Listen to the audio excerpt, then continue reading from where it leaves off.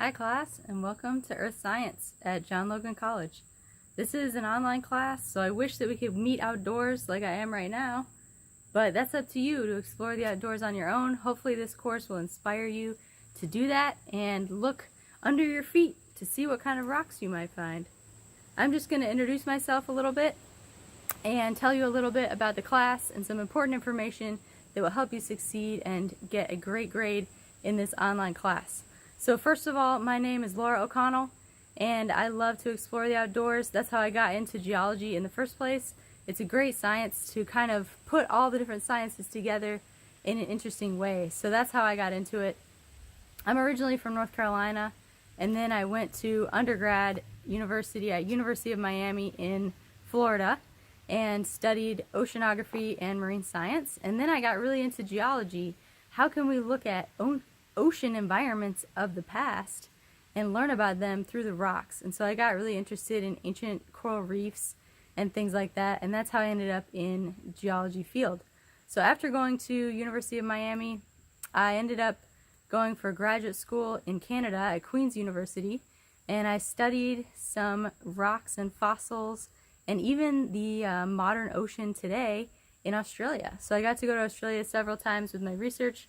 I've gone all over the world with research. It's a great field if you really want to travel and kind of explore the outdoor environment. Geology is for you. Anyway, back to my story. So I did my master's and PhD in Canada at Queen's University. I was studying how do we find out about ancient environments in the ocean. So what kind of fossils can we look for in the rocks that would tell us about the ancient environments and ancient climates of the ocean? And then if we're looking at the modern ocean, how can we determine information from what we're seeing today and what's on the bottom of the ocean today and compare that with the past and see how things have been changing throughout Earth's history?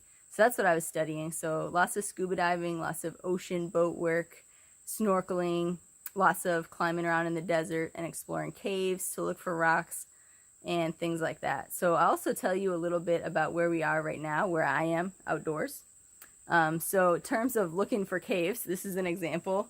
This is not a cave per se because it doesn't have a very dark area or anything in there. It's not completely covered with rock.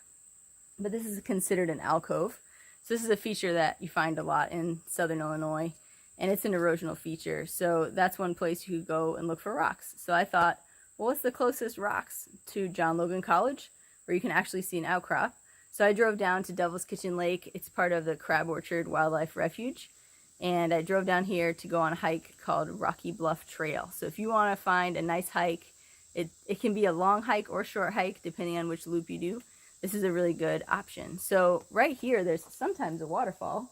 Usually there's a waterfall, but we've had a lot of really dry weather.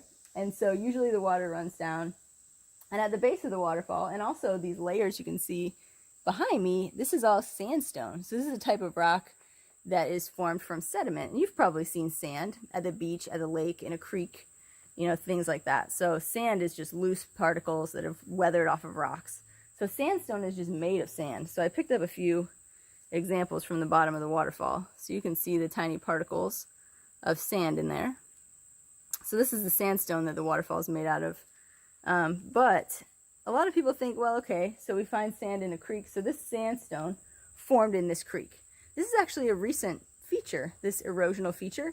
This alcove probably wasn't here at the time of the dinosaurs. This is a very recent thing. This is maybe in the past 100,000 years. That doesn't seem very recent, does it?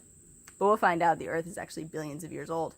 So this is a pretty recent event. I would think it's probably within the last 15,000 years, this alcove feature. And so this has been happening because of the river flowing through here. And, well, usually there's a river, a creek, and eroding the rock, and then pieces of it fall down there below the waterfall. You can see some of the pieces behind me right there. So that's a recent feature. But it takes a lot of pressure. It takes thousands of pounds of pressure to make a sandstone. Like this sandstone is a very hard rock. And these sand particles are stuck together with cement. So this sandstone rock, the rock we see behind us, this actually formed under probably 1,000 feet of sediment on top. So this formed deep underground, and then erosion has exposed this. So parts of the earth have pushed it up, and then erosional processes and water have eroded it down. So this actually probably formed a long time ago. And the sand that is part of this sandstone, a lot of people map, geological engineers and geologists map different areas. So this has been mapped as Pennsylvanian in age. So this sandstone I'm holding is actually from 315 million years ago. And the sand formed in a river. So similar to this environment, but actually not that similar. So there was these rivers, these huge rivers that came from the Appalachian Mountains. The Appalachian Mountains were forming at the time, 315 million years ago. And the Appalachian Mountains were huge. They were bigger than the Himalayas. They were the biggest mountains on Earth at the time. And that's a long time ago though, right? 315 million years. So those mountains have been eroding ever since. So that's why the Appalachians don't seem like very big mountains today. They've been under a lot of erosion since then. So at that time, huge mountains were forming. Appalachian Mountains, of course, that is out to the east. And there was these huge rivers coming down from those mountains and flowing towards our area. And so our area in southern Illinois was actually the edge of an ancient ocean at the time. There was sharks, there was coral reefs, there was sponges, there was jellyfish, fish, all kinds of cool stuff in the ocean here. But huge rivers were flowing in and dumping the sand.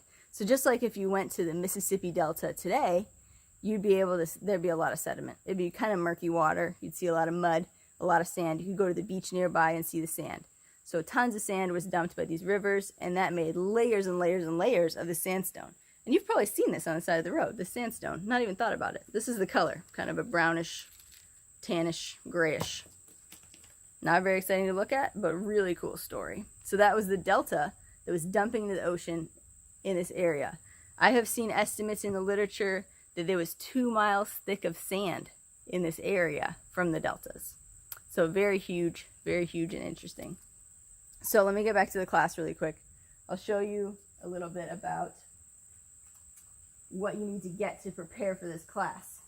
Hopefully you have an imagination and interest now. So also you need 2 books. Earth. This is actually a really cool book. It has some interesting features. This is the main textbook. So there'll be some assignments regarding the textbook. And if you open it up, oh look, sedimentary rocks. That's what we're just talking about. How awesome is that? There's some cool features in here. There's these little smart figure things with a tutorial, with a website and QR code.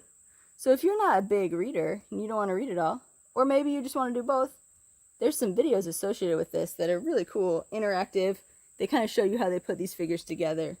Really cool little presentations. And then at the end of the chapter, there's also some that are kind of like podcasts where they ask questions and answer. And so that's kind of a nice way to study for the class. Additionally, there is this book. This is really important to get as well. This is the lab manual, Geoscience Laboratory by Tom Freeman.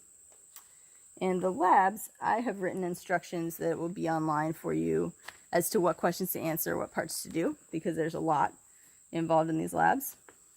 But at the end of each of the lab manual chapters, so each of the labs, there's these answer pages. So this is what you're going to print out. This is for the MAPS lab. You'll print out a copy, or you can tear it out of your book if you want to, if you're not renting a book. And you'll do certain questions. So I'm only going to assign certain questions from the lab, so don't do the whole thing.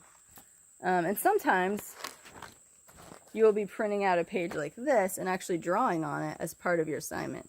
So it's important to have the lab manual in a hard copy form. The digital form is really hard to use because you can't draw on a computer screen easily. So I recommend getting a hard copy like this, a paper copy. So I think that was all I was going to share today. This class is not self-paced, so there'll be assignments due every week.